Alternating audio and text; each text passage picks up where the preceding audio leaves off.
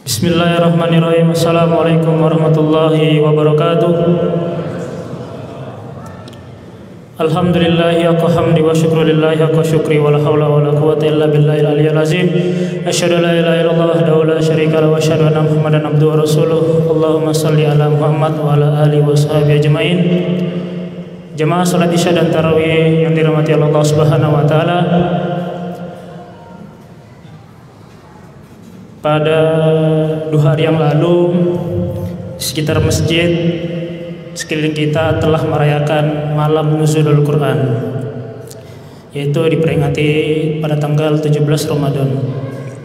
Sebagaimana yang kita ketahui, ketika Al-Quran diturunkan di muka bumi ini, dia sebagai petunjuk manusia. Syahrul Ramadan alladzi unzila fil Quran hudal linnas. Artinya apa? Ketika kita menjadi manusia atau wakil Allah di muka bumi ini, apapun yang kita lakukan, baik itu konteksnya ibadah mahdah maupun ibadah ghairu mahdah, itu sumbernya dari Al-Quranul Karim. Di dalam surat Al-Baqarah dijelaskan pada ayat 275, Allah Subhanahu wa taala berfirman, alladzina yaquluna riba la yaqumuna illa kama yaqumuna alladzi yatakhabbash syaitanu minal mas dzalika bi annahum qalu innamal bai'u mislu riba wallahu bai'u wa harrama riba faman jaa'a mau'izatan min rabbi fanta falahu ma salafa man ada faulaika ashabun nar hum fiha khalidun. Di dalam ayat ini, kalau kita mentadaburi, kalau kita secara analisis ayat ini bisa aja kita katakan sebagai integrasi keilmuan Al-Quran dengan sistem ekonomi. Karena saya bilang tadi, Al-Quran ini sebagai hudal linnas, petunjuk manusia. Artinya apa? Ketika kita membangun sistem ekonomi, politik, atau hukum di suatu negara, tentu sumbernya dari Al-Quran. Pada kesempatan ini kita berbicara tentang bagaimana ayat surat Al-Baqarah ayat 275 ini mengintegrasikan dengan sistem ekonomi, terutama yang sering kita dengar, yaitu ekonomi Islam atau ekonomi umat lah. Kalau kita secara general, artinya semua agama bisa memahami ini. Kata Allah, orang-orang yang memakan riba itu dia tidak akan berdiri kecuali berdirinya seperti dimasuki setan dalam keadaan mabuk. Minal masih zalika bi annahum, mereka inilah yang mengatakan bahwasanya mereka ini yang berdirinya seperti setan dikarenakan dalam keadaan mabuk. Mereka ini mengatakan bahwasanya sesungguhnya jual beli itu sama dengan riba. Maka Allah mengatakan, Allah menghalalkan jual beli dan mengharamkan riba. Kita sering mendengar bahwasanya hanya sepotong kata saja bahwasanya riba itu haram. Banyak kita sering berbicara bahwasanya riba itu haram. Cuma kita belum atau sedikit saja yang memikirkan bagaimana solusinya. Kan gitu sekarang. Bagaimana solusinya negara ini atau sistem ekonomi kita ini bebas dari riba. Tentu kalau kita analisa dengan ayat Al-Quran ini, solusinya adalah dengan cara wa halallahu bai'a wa harrama riba. Jadi Allah menghalalkan jual beli dengan cara jual beli. Pertanyaannya sekarang, apakah kaitan jual beli dengan riba? Kalau jual beli, kita sebagai pedagang kita mendapatkan profit atau keuntungan. Sedangkan riba itu biasanya terjadi dalam utang piutang. Artinya apa? Ketika kita menghutangkan orang lain, kita mengharapkan tambahan dari utang tersebut, maka dikatakan bukan ribhun, bukan untung. Beda. Kalau ribhun itu kita harus dagang, jual beli atau investasi. Kalau kita utang, kita mengharapkan tambahan, namanya riba atau bunga. Nah, bagaimana caranya harta pokok? Riba itu kan ziyadatu ala akhzi rasul mali min ghairi aqdi tabayyu. Bertambahnya harta pokok itu tanpa adanya transaksi jual beli. Jadi kita punya harta, saya seperti kan kasih contoh sebenarnya. Misalkan kita punya uang 10 juta, terus kita pinjamkan uang tersebut kepada saudara kita, terus kita mengharapkan tambahan dari uang tersebut. Tentu itu cara yang tidak benar. Bagaimana uang 10 juta tadi kita bisa bertambah? Tentu kita dengan menggunakan dengan jual beli, kita belikan barang, kemudian kita jual.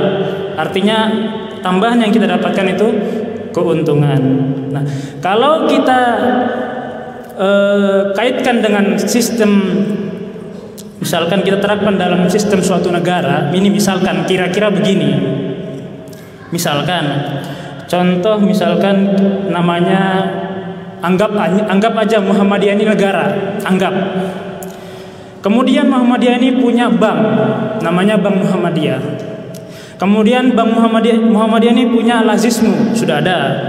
Kemudian Muhammadiyah ini punya amal usaha, di situ ada sekolahan, kampus, SMP, SMA dan lain sebagainya. Kemudian dari bidang kesehatan ada rumah sakit dan sebagainya. Kemudian dalam bidang ekonomi ada amal-amal usaha yang menopang.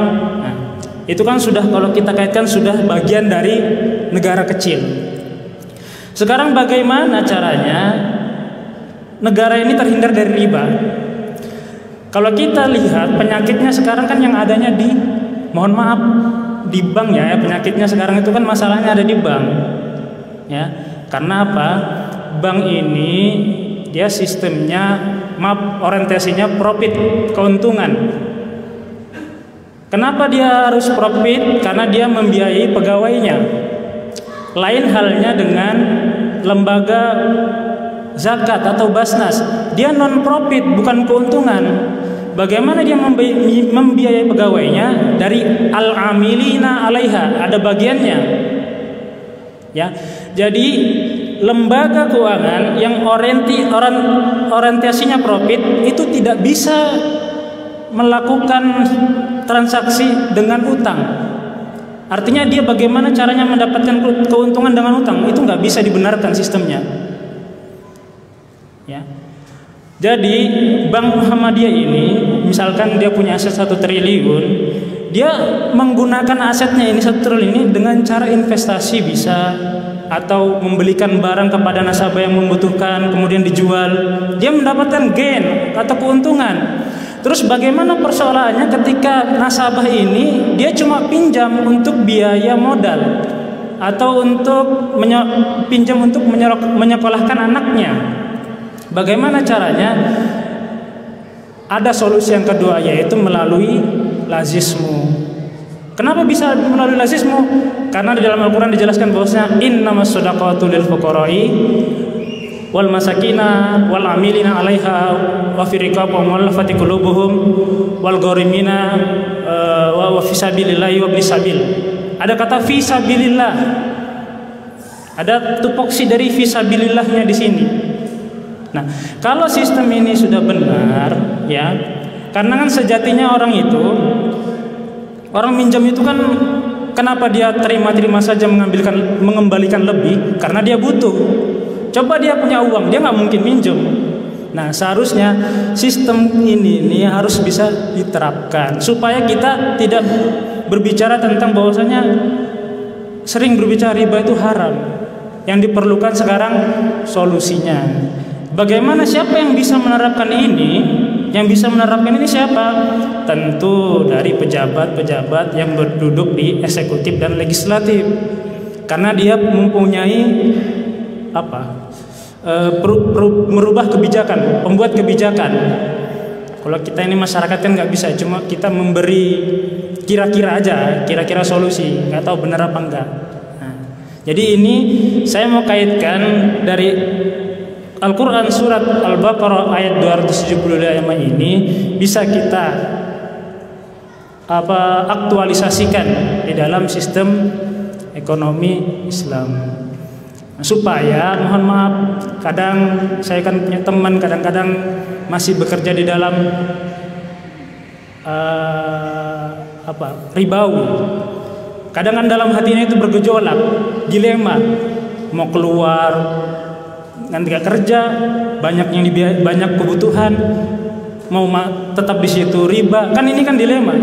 Nah, bagaimana caranya ini mudah-mudahan bisa terselesaikan. Terus tidak perlu lagi kita menamakan bahwasanya itu dengan label-label Islam. Contoh misalkan bank syariah. Saya bukan yang anti syariah, karena saya lebih condong kepada Islam secara substansi, bukan Islam secara formalistik. Artinya apa?